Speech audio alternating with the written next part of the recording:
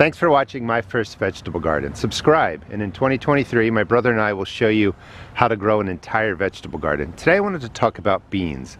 It's October 6th, so we are into fall, and bean plants are typically warm weather crops. They grow best in the summer. These are cowpeas. They're still beans even with that name, and they are continuing to grow.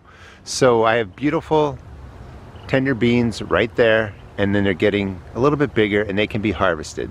However, what I want to talk to you about today is really allowing the beans to grow and dry on a vine, because you're really able to save pounds of dried beans, and you can store them over the winter and you can use them for soups and other things.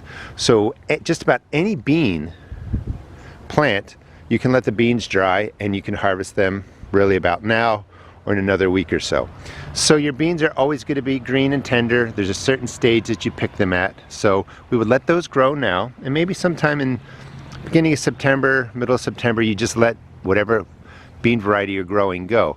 And then they get bigger, then they start to change color, and that's when the beans are getting mature.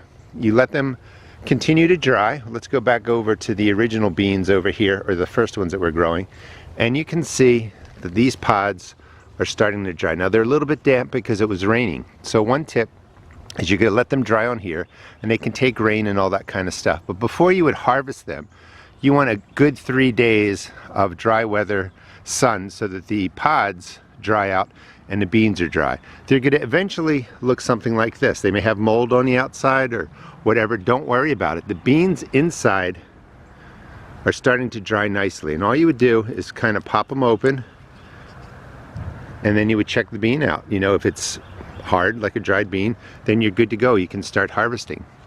They can stay on here really through the winter if you wanted them to, but some point between, let's say if we start letting these mature, get to the point where they look like this, where the pods have dried, it's going to be about another 4 weeks to 6 weeks before the bean itself is actually dried. And you can leave these on longer. You don't have to rush them off of here. Again, they can be rained on, they can take the winter, they can take a freeze.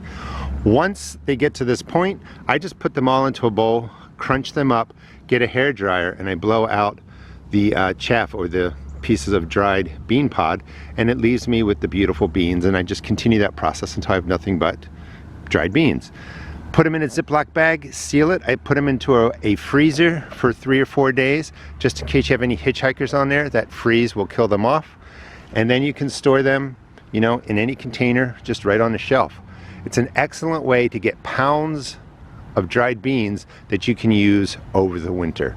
I hope that you give it a try. Beans are wonderful to grow. They give you a great source of protein, and again, cowpeas as the variety, they keep producing late into the fall. Today is October 6th. They will continue to go until a hard frost comes, but you're able to really continue to get fresh beans for cooking, and you can leave pods on there to dry and collect later in the fall.